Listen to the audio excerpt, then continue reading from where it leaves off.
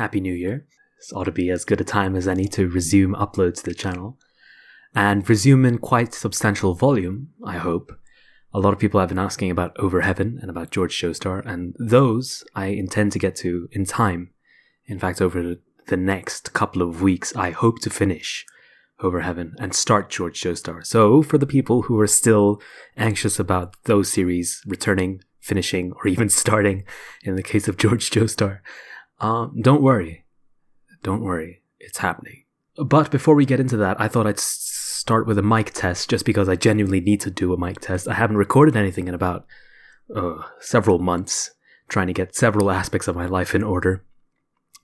And it'll be nice to, see what settings I have to fix. Maybe get some advice from you guys or some comments as to what you think works and what doesn't.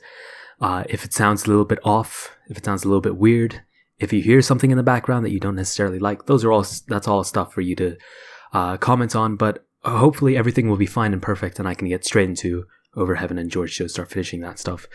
A proper channel update will be recorded on Sunday, so you guys should see it shortly after that. But by and large, those are my plans for the new year, and I hope you guys are excited. Let's move on to the topic of today's reading, which is, again, Anna Karenina, Abridged. We're finally getting into part 2 of the book. There's 8 parts, like I've said before, I think. Much like JoJo itself, there's 8 parts. And much like JoJo itself, there is a horse race in this book. And the excerpt that I'm going to be reading is the entirety of that horse race. It's honestly, it's probably my favorite chapter in the book. I really like horses. I really like horse races. One of my favorite videos is, I first watched it about 5 years ago or so. And since then, still, it is one of my favorite videos. I've showed it to all my friends. And frankly, I've showed it to people that I do not even know. And nobody seems to like it as much as I do. I don't know what it is. I'm going to put a link in the description, and you guys should go and see it and tell me if you guys find it hilarious. Because I do. I really enjoy every aspect of it. Slambino's won! It's great. It's a great video. And it's about a horse race. And it's about a horse called Slambino that, provides an upset. Anyway, so yeah, I'm fond of horse races. That's why part 7 is my favorite part in JoJo. Followed neck and neck with part 5. Like a horse race. Ooh, a metaphor. And so yeah, this chapter in Anna Karenina was the moment where I thought, wow, what a fantastic book. The writing is just leaping off the page. There's sort of a lot of drama going on with Anna and her husband. Now, at this point, because this is an abridged series, there's a lot of suspicion growing in Anna's wife. Sorry, what am I saying? In Anna's husband regarding Anna's infidelity. And so this is the moment where everything sort of bubbles over when Vronsky, during the course of this race, let's just say, evokes emotions in Anna with his own competitiveness and his own drive to win. It really sort of spurs Anna on into cheering from him, being worried for him, etc. And that emotionality becomes really apparent for her. It's sort of a classic failure for Anna to be unable to repress her emotions. This is something that perpetually comes up for her after she becomes acquainted with Vronsky. And this is sort of the very beginning of it. It's the spark that blows the keg. It's all situated within this very intense horse race that is brilliantly written. Like, everything flows so magically from word to word, sentence to sentence, paragraph to paragraph. Hardcore from the very beginning to the very end. And so I'm hoping to invite some of that energy into my reading. But frankly, like I said, I'm out of practice. Not only in terms of, the settings on Audacity that I have to play with in order to make sure that I'm cutting out noise and I'm equalizing my voice properly, but also just in terms of making sure that when I read, the emotion is still there and you guys feel like you're reading right along. You're part of the story and not just having words spoken at you. I've been listening to a lot more audiobooks recently. And honestly, I didn't expect the stuff I make to be so different from other audiobooks. It feels like a lot of other audiobooks that I've been listening to are a lot more restrained. But I just can't get into the story if it's so tame, like I want the reader to be telling me a story, not just reading words. So I've had a little bit of an awakening as to what my own style is. It's not something I'd really considered before, and it's one of the things that motivated me to return to audiobooking, just because I haven't done it in a while, and I wanted to make sure that I still had this aesthetic. That's such an overused term these days, but hopefully you guys get what I mean. The other reason I wanted to return is just because you guys have guilted me so much about all the readings, all the chapters of Over Heaven I still have to do, and the entirety of George Joestar that I still need to finish. And so yes, you guys have made your voices heard loud and clear over the course of several months, and I do apologize once again. But like I said, there's a whole video channel update coming to explain all that and describe some of the changes that'll be going into my channel to keep me motivated to uploading stuff and not, well, whatever. So yeah, I hope you enjoyed this chapter. Like I said, it's my favorite chapter in the entire book. It's about a horse race. Just channel the emotions that you had for JoJo Part 7. Especially those early chapters when they're really sprinting. You know that sprint from the beach at San Diego to wherever, right? Like the first stage. They book that, right? It's basically that, but they're just going around a horse track. So those emotions, that adrenaline rush is essentially what I'm trying to evoke. That adrenaline rush of Avdol riding a camel and trying to trample Gyro, wasn't it? I forget who he was trying to trample. Whoever he was trying to trample. I want you guys to have that same emotion to this chapter, and I hope you do. I hope you enjoy. That which for Vronsky had been almost a whole year the one absorbing desire of his life, replacing all his old desires. That which for Anna had been an impossible, terrible, and even for that reason more entrancing dream of bliss, that desire had been fulfilled. He stood before her, pale, his lower jaw quivering, and besought her to be calm, not knowing how or why. Anna, he said with a choking voice. Anna, for pity's sake.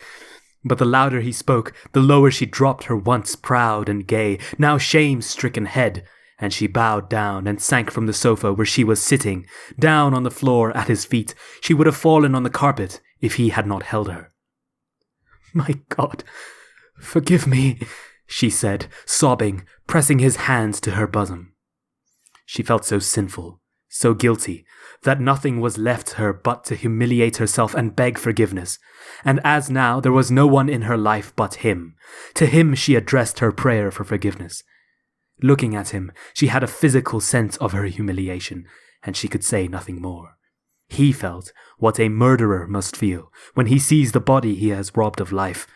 That body robbed by him of life was their love, the first stage of their love. There was something awful and revolting in the memory of what had been bought at this fearful price of shame.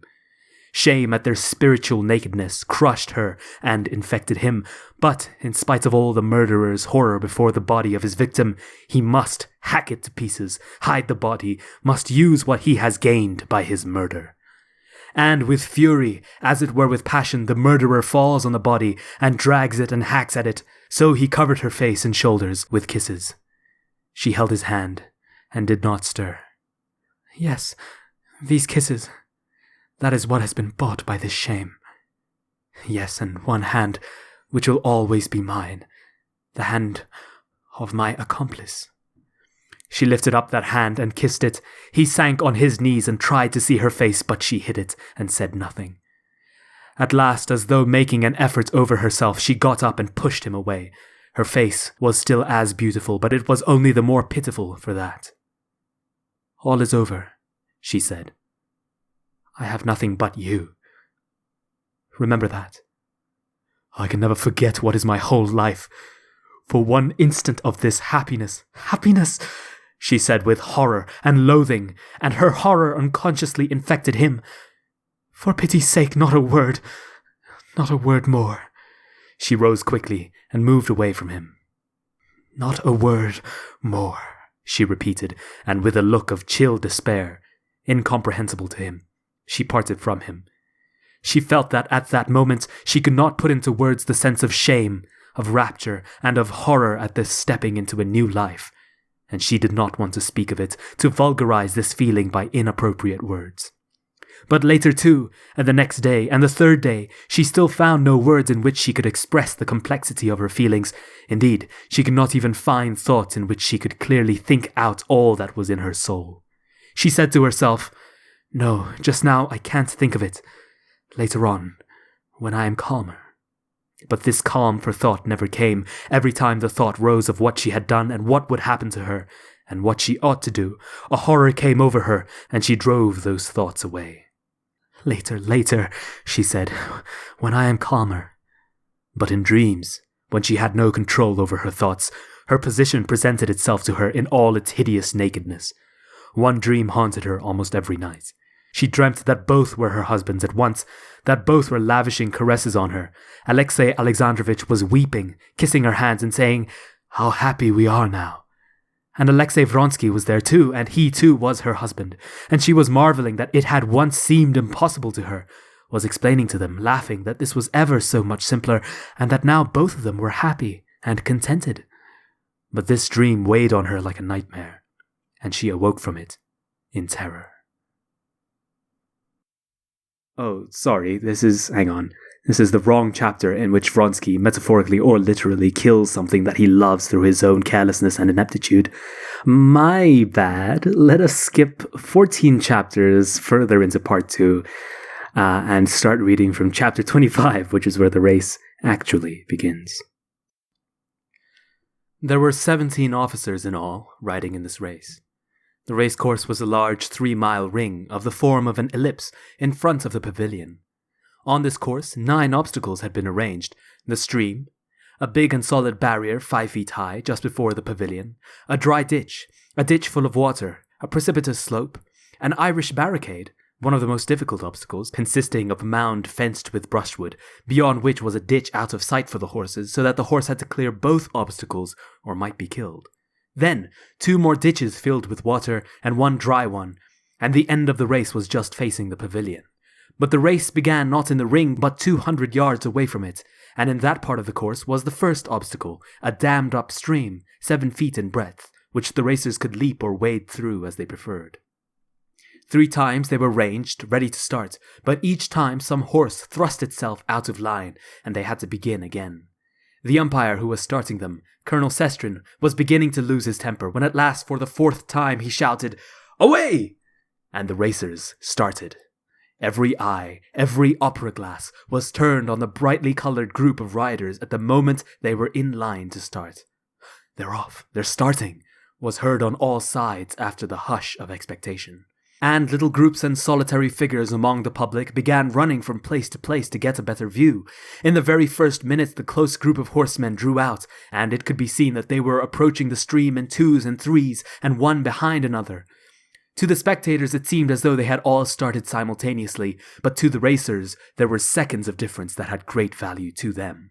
Frou-Frou, excited and over-nervous, had lost the first moment, and several horses had started before her. But before reaching the stream, Vronsky, who was holding in the mare with all his force as she tugged at the bridle, easily overtook 3. And there were left in front of him Mahotin's chestnut, Gladiator, whose hind quarters were moving lightly and rhythmically up and down exactly in front of Vronsky, and in front of all, the dainty mare Diana, bearing Kuzovlev, more dead than alive. For the first instant, Vronsky was not master either of himself or his mare. Up to the first obstacle, the stream, he could not guide the motions of his mare. Gladiator and Diana came up to it together, and almost at the same instant. Simultaneously they rose above the stream and flew across to the other side. Frou-Frou darted after them, as if flying, but at the very moment when Vronsky felt himself in the air, he suddenly saw, almost under his mare's hooves, Kuzovlev, who was floundering with Diana on the further side of the stream. Kuzovlev had let go the reins as he took the leap, and the mare had sent him flying over her head. Well, those details Vronsky learned later. At the moment all he saw was that just under him, where Frou-Frou must alight, Diana's legs or head might be in the way. But Frou-Frou drew up her legs and back in the very act of leaping, like a falling cat, and, clearing the other mare, alighted beyond her. "Oh, the darling," thought Vronsky. After crossing the stream, Vronsky had complete control of his mare, and began holding her in, intending to cross the great barrier behind Mahotin, and to try to overtake him in the clear ground of about 500 yards that followed it. The great barrier stood just in front of the imperial pavilion. The Tsar and the whole court and crowds of people were all gazing at them, at him, and Mahotin a length ahead of him, as they drew near the devil, as the solid barrier was called. Vronsky was aware of those eyes fastened upon him from all sides, but he saw nothing except the ears and neck of his own mare, the ground racing to meet him, and the back and white legs of Gladiator beating time swiftly before him, and keeping always the same distance ahead. Gladiator rose, with no sound of knocking against anything. With a wave of his short tail, he disappeared from Vronsky's sight. "Bravo!" cried a voice. At the same instant, under Vronsky's eyes, right before him flashed the palings of the barrier. Without the slightest change in her action, his mare flew over it. The palings vanished, and he heard only a crash behind him. The mare, excited by Gladiator's keeping ahead, had risen too soon before the barrier and grazed it with her hind hooves. But her pace never changed, and Vronsky, feeling a spatter of mud in his face, realized that he was once more the same distance from Gladiator. Once more he perceived in front of him the same back and short tail, and again the same swiftly moving white legs that got no further away. At the very moment when Vronsky thought that now was the time to overtake Mahotin, Frou-Frou herself, understanding his thoughts without any incitement on his part, gained considerable ground and began getting alongside of Mahotin on the most favorable side, close to the inner cord. Mahotin would not let her pass that side. Vronsky had hardly formed the thought that he could perhaps pass on the outer side when Frou-Frou shifted her pace and began overtaking him on the other side. Frou-Frou's shoulder, beginning by now to be dark with sweat, was even with Gladiator's back. For a few lengths they moved evenly, but before the obstacle they were approaching, Vronsky began working at the reins, anxious to avoid having to take the outer circle, and swiftly passed Mahotin just upon the declivity. He caught a glimpse of Mahotin's mud-stained face as he flashed by. He even fancied that he smiled. Vronsky passed Mahotin, but he was immediately aware of him close behind, and he never ceased hearing the even thudding hooves and the rapid and still quite fresh breathing of Gladiator. The next two obstacles, the watercourse and the barrier, were easily crossed, but Vronsky began to hear the snorting and thud of Gladiator closer upon him. He urged on his mare, and to his delight felt that she easily quickened her pace, and the thud of Gladiator's hooves was again heard at the same distance away. Vronsky was at the head of the race, just as he wanted to be and as Cord had advised, and now he felt sure of being the winner. His excitement, his delight, and his tenderness for Frou-Frou grew keener and keener. He longed to look round again, but he did not dare do this, and tried to be cool, and not to urge on his mare, so to keep the same reserve of force in her as he felt that Gladiator still kept. There remained only one obstacle, the most difficult. If he could cross it ahead of the others, he would come in first. He was flying towards the Irish barricade. Frou-Frou and he both together saw the barricade in the distance, and both the man and the mare had a moment's hesitation. He saw the uncertainty in the mare's ears and lifted the whip, but at the same time felt that his fears were groundless. The mare knew what was wanted. She quickened her pace and rose smoothly, just as he had fancied she would, and as she left the ground gave herself up to the force of her rush, which carried her far beyond the ditch. And with the same rhythm, without effort, with the same leg forward, Frou-Frou fell back into her pace again. "Bravo, Vronsky!" He heard shouts from a knot of men. He knew they were his friends in the regiment who were standing at the obstacle. He could not fail to recognize Yashvin's voice, though he did not see him. "Oh, my sweet," he said inwardly to Frou-Frou as he listened for what was happening behind. He's cleared it, he thought, catching the thud of Gladiator's hooves behind him. There remained only the last ditch, filled with water and 5 feet wide. Vronsky did not even look at it, but anxious to get in a long way, first began sawing away at the reins, lifting the mare's head and letting it go in time with her paces. He felt that the mare was at her very last reserve of strength. Not her neck and shoulders merely were wet, but the sweat was standing in drops on her mane, her head, her sharp ears, and her breath came in short, sharp gasps. But he knew that she had strength left more than enough for the remaining 500 yards. It was only from feeling himself nearer the ground and from the peculiar smoothness of his motion that Vronsky knew how greatly the mare had quickened her pace. She flew over the ditch as though not noticing it. She flew over it like a bird. But at the same instant, Vronsky, to his horror, felt that he had failed to keep up with the mare's pace. That he did not know how, made a fearful, unpardonable mistake in recovering his seat in the saddle. All at once his position had shifted, and he knew that something awful had happened. He could not yet make out what had happened when the white legs of a chestnut horse flashed by close to him, and Mahotin passed at a swift gallop. Vronsky was touching the ground with one foot, and his mare was sinking on that foot. He just had time to free his leg when she fell on one side, gasping painfully and making vain efforts to rise with her delicate, soaking neck. She fluttered on the ground at his feet like a shot bird. The clumsy movement made by Vronsky had broken her back. But that he only knew much later. At the moment he knew only that Mahotin had flown swiftly by, while he stood staggering, alone, on the muddy, motionless ground, and Frou-Frou lay gasping before him, bending her head back and gazing at him with her exquisite eyes. Still unable to realize what had happened, Vronsky tugged at his mare's reins. Again, she struggled all over, like a fish, and her shoulders setting the saddle heaving, she rose on her front legs, but unable to lift her back, she quivered all over and again fell on her side. With a face hideous with passion, his lower jaw trembling, and his cheeks pale, Vronsky kicked her with his heel in the stomach and again fell to tugging at the rein. She did not stir, but thrusting her nose into the ground, she simply gazed at her master with her speaking eyes. Groaned Vronsky, clutching at his head. What have I done? He cried. Oh, the race is lost. And my fault. Shameful.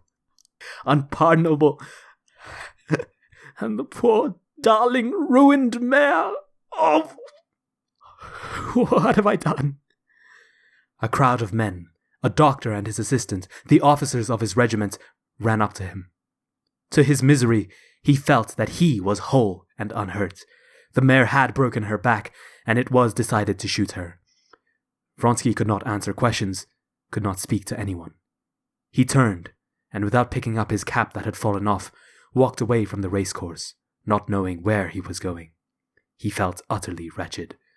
For the first time in his life he knew the bitterest sort of misfortune, misfortune beyond remedy, and caused by his own fault.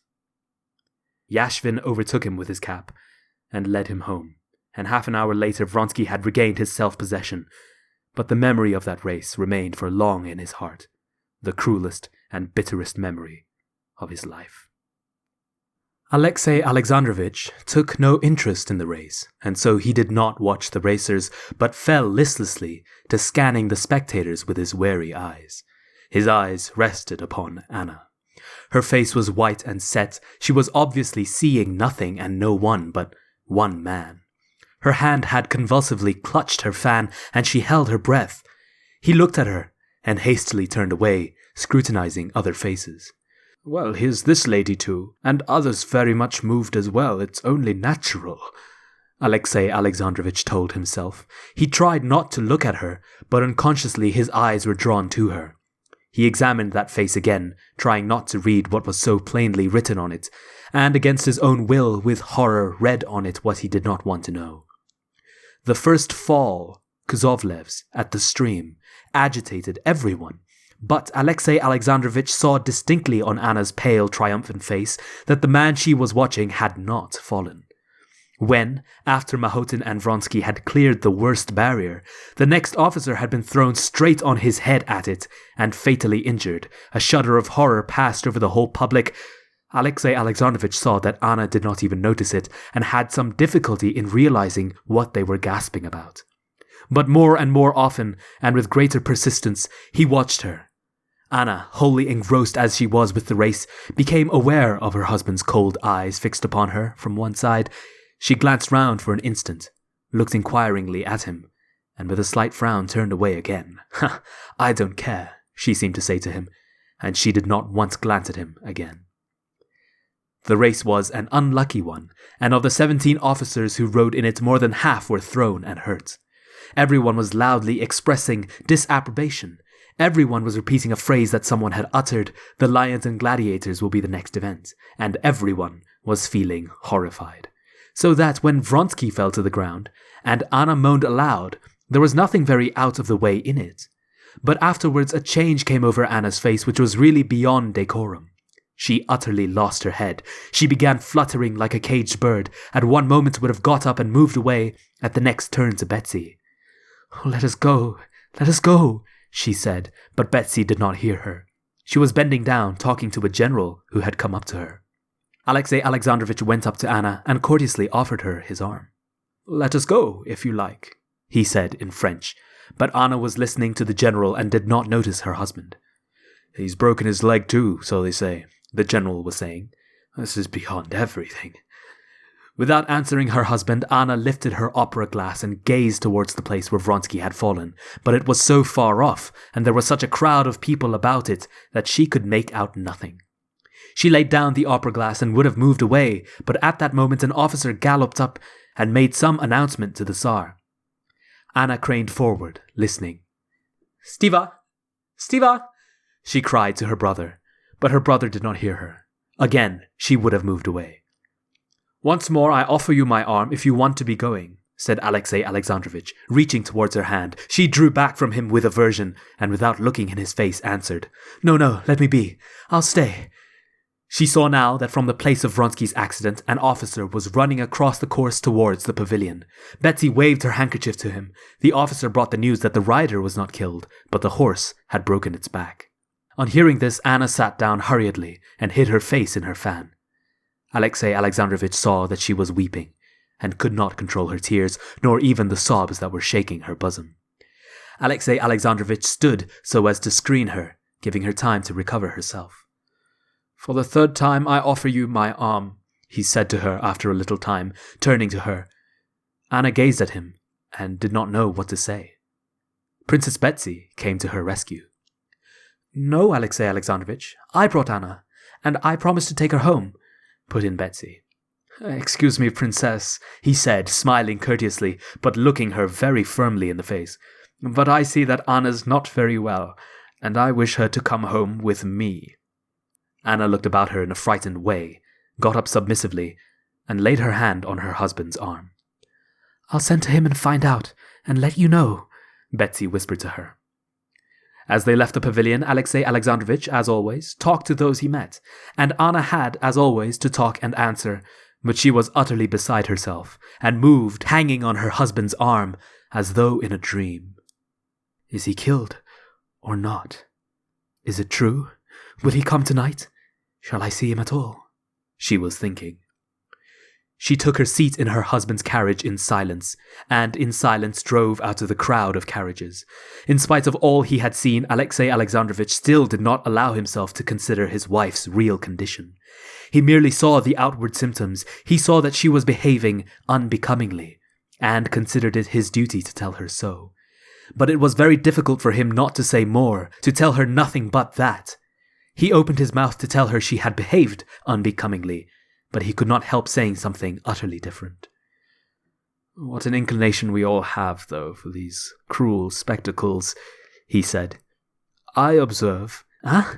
I don't understand," said Anna contemptuously. He was offended, and at once began to say what he had meant to say. "I am obliged to tell you," he began. So now we are to have it out, she thought, and she felt frightened. "I am obliged to tell you that your behavior has been unbecoming today," he said to her in French. "In what way has my behavior been unbecoming?" she said aloud, turning her head swiftly and looking him straight in the face, not with the bright expression that seemed covering something, but with a look of determination, under which she concealed with difficulty the dismay she was feeling. "Mind," he said, pointing to the open window opposite the coachman. He got up and pulled up the window. "What did you consider unbecoming?" she repeated. "The despair you were unable to conceal at the accident to one of the riders."